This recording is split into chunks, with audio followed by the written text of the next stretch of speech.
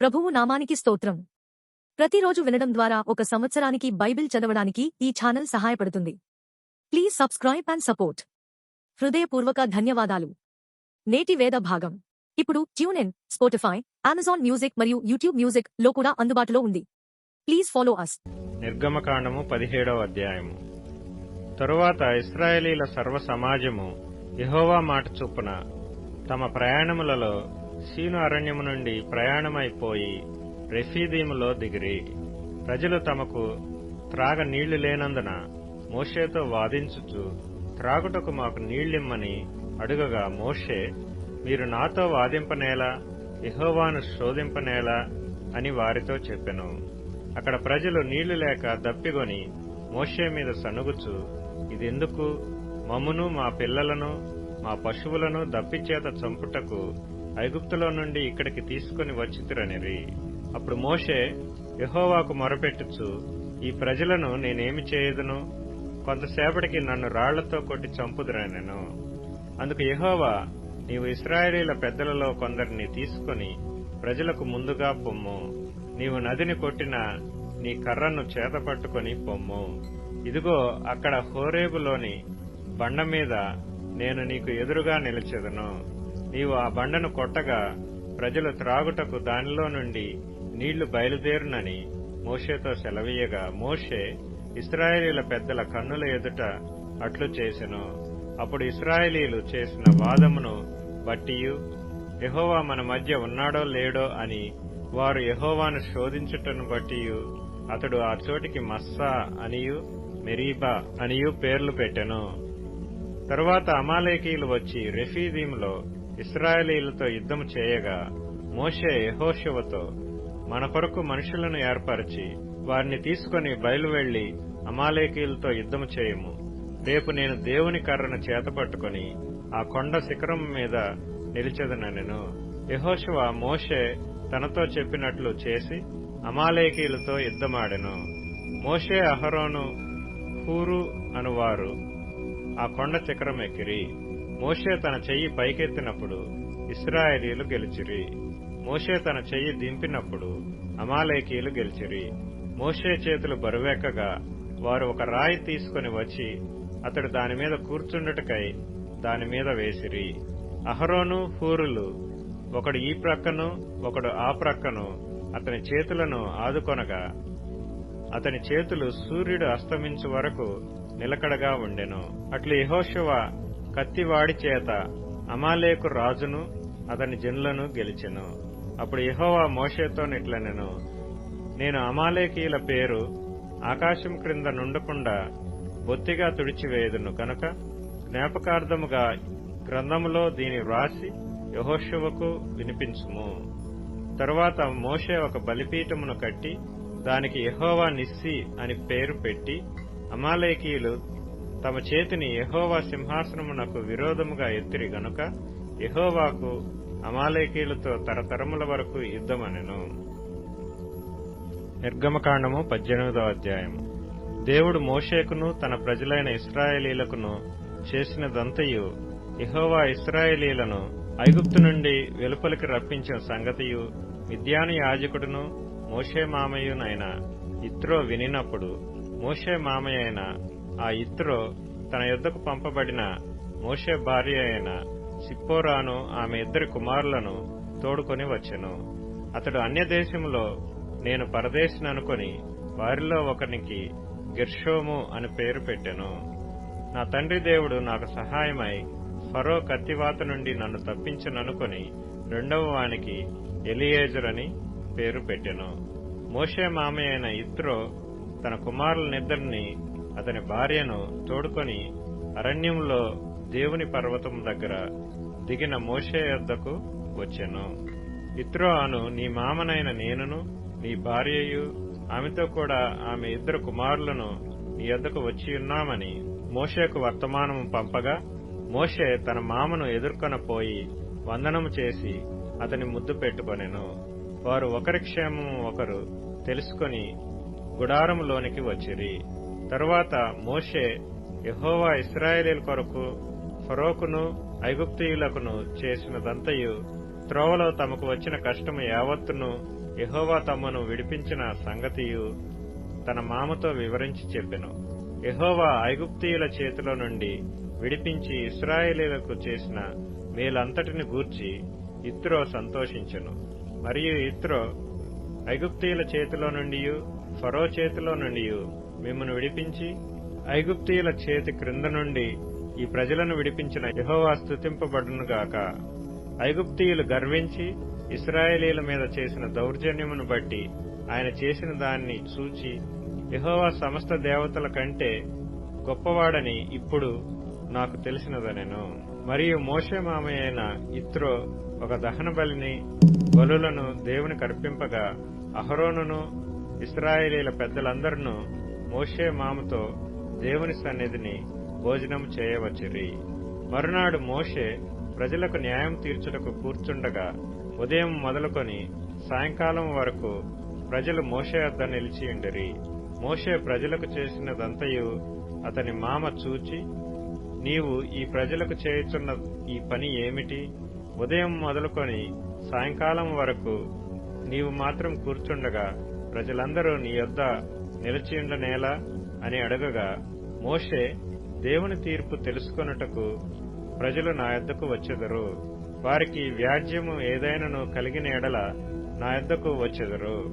నేను వారి విషయము న్యాయము తీర్చి దేవుని కట్టడలను ఆయన ధర్మశాస్త్ర విధులను వారికి తెలుపుచున్నానని తన మామతో చెప్పెను. అందుకు మోషే మామ అతనితో, నీవు చేయుచున్న పని మంచిది కాదు. నీవును నీతోనున్న ఈ ప్రజలను నిశ్చయముగా నలిగిపోవుదురు. ఈ పని నీకు మిక్కిలి భారము. అది నీవు ఒక్కడవే చేయచాలవు. కాబట్టి నా మాట వినుము. నేను నీకొక ఆలోచన చెప్పెదను. దేవుడు నీకు తోడైయుండును. ప్రజల పక్షమున నీవు దేవుని సముఖమందు ఉండి వారి వ్యాజ్యములను దేవుని యొద్దకు తేవలెను. నీవు వారికి ఆయన కట్టడలను ధర్మశాస్త్ర విధులను బోధించి వారు నడవవలసిన త్రోవను వారు చేయవలసిన కార్యములను వారికి తెలుపవలెను. మరియు నీవు ప్రజలందరిలో సామర్థ్యము, దైవభక్తి, సత్యాసక్తి కలిగి లంచగొండులు కాని మనుషులను ఏర్పరచుకుని 1000 మందికి ఒకనిగాను, 100 మందికి ఒకనిగాను, 50 మందికి ఒకనిగాను, 10 మందికి ఒకనిగాను వారి మీద న్యాయాధిపతులను నియమింపవలెను. వారు ఎల్లప్పుడూ ప్రజలకు న్యాయము తీర్చవలెను. అయితే గొప్ప వ్యాజ్యములన్నిటినీ నీ యొద్దకు తేవలెను. ప్రతి అల్ప విషయమును వారే తీర్చవచ్చును. అట్లు వారు నీతో కూడా ఈ భారమును మోసిన ఎడల నీకు సులువుగా ఉండును. దేవుడు ఇలాగ చేయుటకు నీకు సెలవిచ్చిన ఎడల నీవు ఈ పని చేయుచు దాని భారమును సహింపగలవు. మరియు ఈ ప్రజలందరూ తమ తమ చోట్లకు సమాధానముగా వెళ్ళుదురని చెప్పెను. మోషే తన మామ మాట విని అతడు చెప్పినదంతయు చేసెను.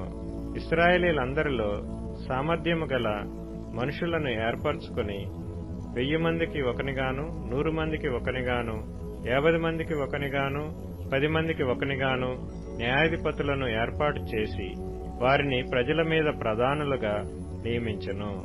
వారెల్లప్పుడూ ప్రజలకు న్యాయం తీర్చువారు.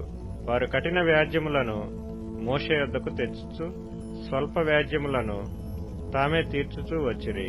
తరువాత మోషే తన మామను పంపివేయగా అతడు తన స్వదేశమునకు వెళ్ళెను. లూకా సువార్త 16వ అధ్యాయం. మరియు ఆయన తన శిష్యులతో ఇట్లనెను, ఒక ధనవంతుని యొద్ద ఒక గృహ నిర్వాహకుడుండెను. వాడతని ఆస్తిని పాడు చేయుచున్నాడని అతని యొద్ద వాని మీద నేరము మోపబడగా అతడు వాని పిలిపించి, నిన్ను గూర్చి నేను వినుచున్న ఈ మాట ఏమిటి? నీ గృహ నిర్వాహకత్వపు లెక్క అప్పగించుము. నీవు ఇక మీదట గృహ నిర్వాహకుడవై ఉండ వల్ల కాదని వానితో చెప్పాను. ఆ గృహ నిర్వాహకుడు తనలో తాను, నా యజమానుడు ఈ గృహ నిర్వాహకత్వ పని నుండి నన్ను తీసివేయును గనుక నేను ఏమి చేతును? త్రవ్వలేను, భిక్షమెత్త సిగ్గుపడుచున్నాను. నన్ను ఈ గృహ నిర్వాహకత్వం పని నుండి తొలగించినప్పుడు వారు నన్ను తన ఇండ్లలోనికి చేర్చుకున్నట్లు ఏమి చేయవలెనో నాకు నన్ను గృహ నిర్వాహకత్వము పని నుండి తొలగించునప్పుడు వారు నన్ను తమ ఇండ్లలోనికి చేర్చుకొనున్నట్లు ఏమి చేయవలెనో నాకు తెలియననుకొని తన యజమానుని రుణస్థులలో ఒక్కొక్కని పిలిపించి, నీవు నా యజమానునికి ఎంత అచ్చియున్నావని మొదటివాణ్ణి అడిగెను. వాడు 100 మణుగుల నూనె అని చెప్పగా, నీవు నీ చీటీ తీసి కొని త్వరగా కూర్చుండి 70 మణుగులని వ్రాసి కొమ్మని వానితో చెప్పాను. తరువాత వాడు నీవు ఎంత అచ్చియున్నావని మరి ఒకరిని అడగగా, వాడు 100 తూములు గోధుమలని చెప్పినప్పుడు వానితో నీవు నీ చీటీ తీసుకొని 80 తూములని వ్రాసి కొమ్మని చెప్పాను. అన్యాయస్థుడైన ఆ గృహ నిర్వాహకుడు యుక్తిగా నడుచుకొనెనని వాని యజమానుడు వాని మెచ్చుకొనెను. వెలుగు సంబంధుల కంటే ఈ లోక సంబంధులు తమ తరమును బట్టి చూడగా యుక్తిపరులై ఉన్నారు. అన్యాయపు సిరి వలన మీకు స్నేహితులను సంపాదించుకొనుడి.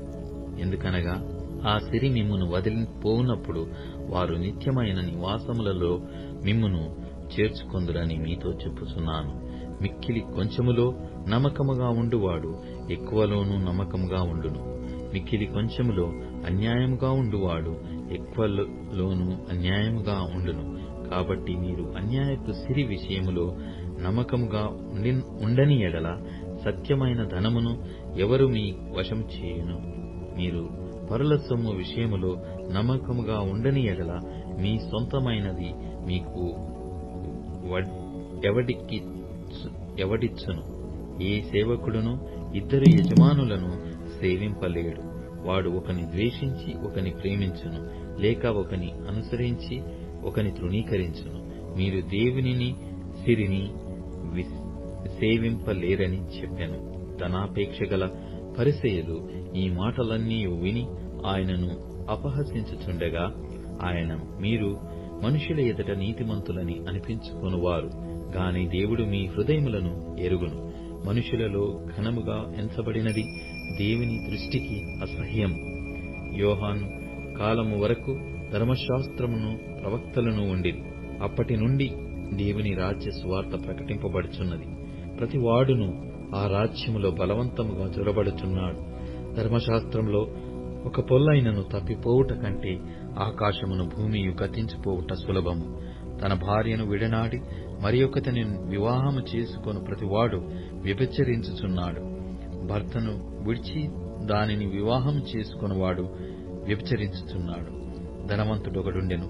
అతడు ఊదారంగు బట్టలను సన్నపు నార వస్త్రములను ధరించుకొని ప్రతిదినము బహుగా సుఖపడుచు ఉండువాడు. లాజరు అను ఒక దరిద్రుడుండెను. వాడు కురుపులతో నిండినవాడై ధనవంతుని ఇంటి వాకిట పడియుండి అతని బల్ల మీద నుండి పడు రొట్టె ముక్కలతో ఆకలి తీర్చుకొనగోరెను.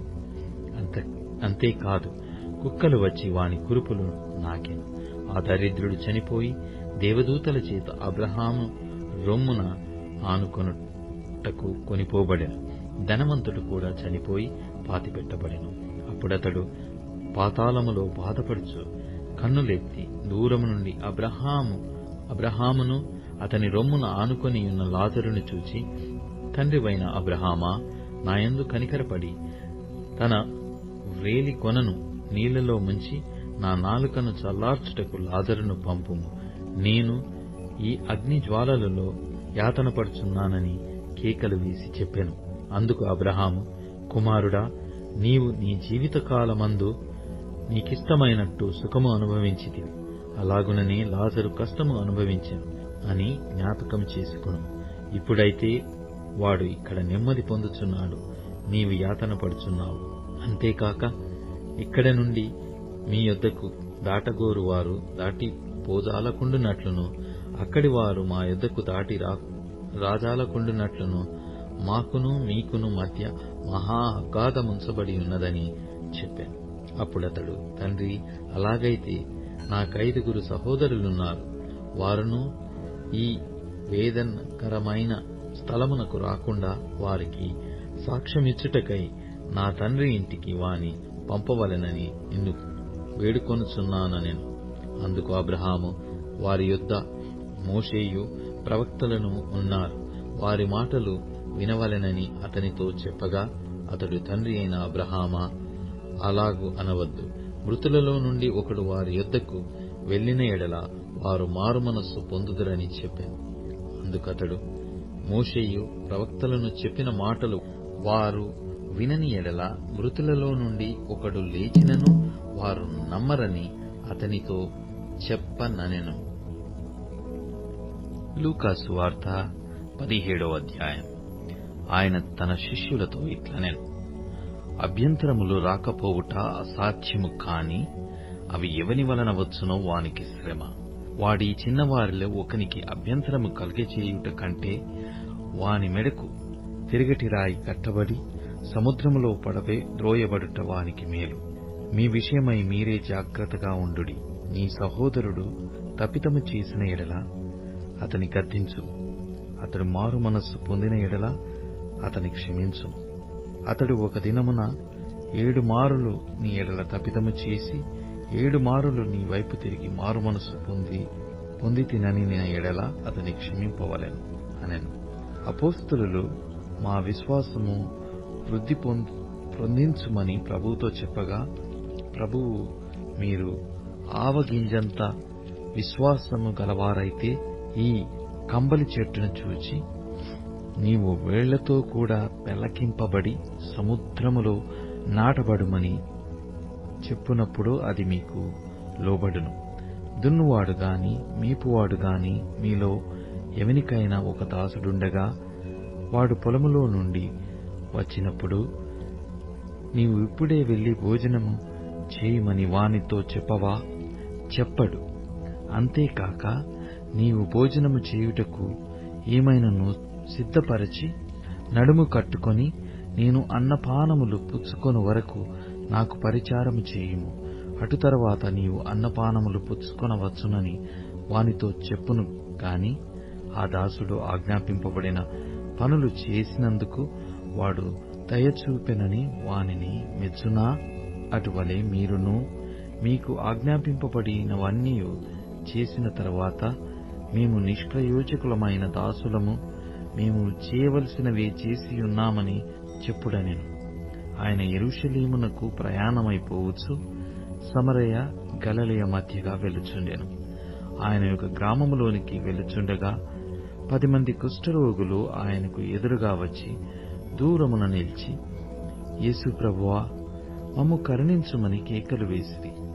ఆయన వారిని చూచి, మీరు వెళ్లి మిమ్మును యాజకులకు కనపరుచుకొనుడని వారితో చెప్పెను. వారు వెలుచుండగా శుద్ధులైరి. వారిలో ఒకడు తనకు స్వస్థత కలుగుట చూచి గొప్ప శబ్దముతోనూ దేవుని మహిమపరచుచు తిరిగి వచ్చి ఆయనకు కృతజ్ఞతాస్తుతులు చెల్లించుచు ఆయన పాదముల యొద్ద సాగిలపడెను. వాడు సమరయుడు. అందుకు యేసు, 10 మంది శుద్ధులైరి కారా? ఆ 9 ఎక్కడా? ఈ అన్యుడు తప్ప దేవుని మహిమపరచుటకు తిరిగి వచ్చిన వాడెవడునూ అగపడలేదా అని చెప్పి, నీవు లేచిపోము, నీ విశ్వాసము నిన్ను స్వస్థపరచెనని వానితో చెప్పాను. దేవుని రాజ్యం ఎప్పుడు వచ్చునని పరిసయ్యులు ఆయనను అడిగినప్పుడు ఆయన, దేవుని రాజ్యము ప్రత్యక్షముగా రాదు, ఎందుకనగా ఇదిగో దేవుని రాజ్యము మీ మధ్యనే ఉన్నది కనుక ఇదిగో ఇక్కడనని అదిగో అక్కడనని చెప్ప వీలుపడదని వారికి ఉత్తరమిచ్చాను. మరియు ఆయన తన శిష్యులతో ఇట్లనెను, మనుష్య కుమారుడి దినములలో ఒక దినము చూడవలెనని మీరు కోరు దినములు వచ్చును కాని మీరు ఆ దినమును చూడరు. వారు ఇదిగో ఇక్కడనని అదిగో అక్కడనని మీతో చెప్పిన ఎడల వెళ్ళకుడి, వెంబడింపకుడి. ఆకాశం క్రింద మరి ఒక దిక్కున ఎలాగు ప్రకాశించునో అలాగున మనుష్య కుమారుడు తన దినమున ఉండను. అయితే ముందుగా ఆయన అనేక హింసలు పొంది ఈ తరము వారి చేత ఉపేక్షింపబడవలెను. నోవహు దినములలో జరిగినట్టు మనుష్య కుమారుని దినములలోనూ జరుగును. నోవహు ఓడలోనికి వెళ్లిన దినము వరకు జనులు తినుచు త్రాగుచు పెండ్లాడుచు పెళ్లికియబడుచు నుండిరి. అంతలో జలప్రలయము వచ్చి వారినందరినీ నాశనము చేసెను. లోతు దినములలో జరిగినట్టును జరుగును. జనులు తినుచు త్రాగుచు కొనుచు అమ్ముచు నారు నాటుచు ఇండ్లు కట్టుచు నుండిరి. అయితే లోతు సొదొమ విడిచిపోయిన దినమున ఆకాశము నుండి అగ్ని గంధకములు కురిసి వారినందరినీ నాశనం చేశాను. ఆ ప్రకారమే మనిషి కుమారుడు ప్రత్యక్షమగు దినమున జరుగును. ఆ దినమున మిద్దె మీద ఉండువాడు ఇంట ఉండు తన సామగ్రిని తీసుకొని పోవుటకు దిగకూడదు. అలాగే పొలములో ఉండువాడును తిరిగి రాకూడదు. లోతు భార్యను జ్ఞాపకము చేసుకొనుడి. తన ప్రాణమును రక్షించుకొన కోరువాడు దానిని పోగొట్టుకొనును, దాని పోగొట్టుకొనువాడు దానిని సజీవముగా కాపాడుకొనును. ఆ రాత్రి ఇద్దరొక్క మంచం మీద ఉందురు. వారిలో ఒకరు కొనిపోబడును, ఒకరు విడిచిపెట్టబడును. ఇద్దరు స్త్రీలు ఒక్క తిరిగలి విసురుచుందురు, ఒకతే కొనిపోబడును, ఒకతే విడిచిపెట్టబడును ననెను. శిష్యులు, ప్రభువా, ఇది ఎక్కడ జరుగును అని ఆయనను అడిగినందుకు ఆయన, పీనుగు ఎక్కడ ఉన్నదో అక్కడ కత్తెలను పోగవునని వారితో చెప్పెను. కీర్తనల గ్రంథం 34వ కీర్తన. నేనెల్లప్పుడూ యెహోవాను సన్నుతించెదను, నిత్యము ఆయన కీర్తి నా నోట నుండును. యెహోవాను బట్టి నేను అతిశయించుచున్నాను, దీనులు దానిని విని సంతోషించెదరు. నాతో కూడి యెహోవాను ఘనపరచుడి. మనము ఏకముగా కూడి ఆయన నామమును గొప్ప చేయుదము. నేను యెహోవా యొద్ద విచారణ చేయగా ఆయన నాకుత్తరమిచ్చెను. నాకు కలిగిన భయములన్నిటిలో నుండి ఆయన నన్ను తప్పించెను. వారు ఆయన తట్టు చూడగా వారికి వెలుగు కలిగెను. వారి ముఖము లెన్నడును లజ్జింపకపోవును. ఈ దీనుడు మొరపెట్టగా యెహోవా ఆలకించెను. అతని శ్రమలన్నిటిలో నుండి అతని రక్షించెను. యెహోవా యందు భయభక్తులు గల వారి చుట్టూ ఆయన దూత కావలియుండి వారిని రక్షించును. యెహోవా ఉత్తముడని రుచి చూచి తెలుసుకొనుడి. ఆయనను ఆశ్రయించు నరుడు ధన్యుడు. యెహోవా భక్తులారా, ఆయన యందు భయభక్తులు ఉంచుడి. ఆయన యందు భయభక్తులు ఉంచువానికి ఏమీయూ కొదవలేదు. సింహపు పిల్లలు లేమి గలవాయి ఆకలిగొనును. యెహోవాను ఆశ్రయించు వారికి ఏ మేలు కొదువయ్యుండదు. పిల్లలారా, మీరు వచ్చి నా మాట వినుడి. యెహోవా యందలి భయభక్తులు మీకు నేర్పెదను. బ్రతకగోరువాడెవడైనా నున్నాడా? మేలు నొందుచు అనేక దినములు బ్రతకగలవాడెవడైనా నున్నాడా? చెడ్డ మాటలు పలకకుండా నీ నాలుక, కపటమైన మాటలు పలకకుండా నీ పెదవులను కాచుకొనుము. కీడు చేయుట మాని మేలు చేయుము. సమాధానము వెదికి దాని వెంటాడుము. యెహోవా దృష్టి నీతిమంతుల మీదనున్నది. ఆయన చెవులు వారి మొరలకు ఒగ్గియున్నవి. దుష్క్రియలు చేయువారి జ్ఞాపకమును భూమి మీద నుండి కొట్టివేయుటకై యెహోవా సన్నిధి వారికి విరోధముగానున్నది. నీతిమంతులు మొర్రపెట్టగా యెహోవా ఆలకించును. వారి శ్రమలన్నిటిలో నుండి వారిని విడిపించును. విరిగిన హృదయము గల వారికి యెహోవా ఆసన్నుడు. నలిగిన మనస్సు గల వారిని ఆయన రక్షించును.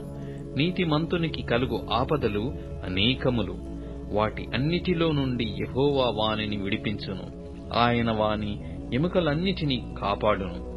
వాటిలో ఒక్కటి అయినను విరిగిపోదు. చెడుతనము భక్తిహీనులను సంహరించును. నీతిమంతుని ద్వేషించువారు అపరాధులుగా ఎంచబడుదురు. యెహోవా తన సేవకుల ప్రాణమును విమోచించును.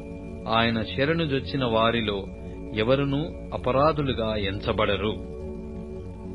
ఇప్పుడు tune in, Spotify, Amazon music మరియు యూట్యూబ్ మ్యూజిక్ లో కూడా అందుబాటులో ఉంది. Please follow us.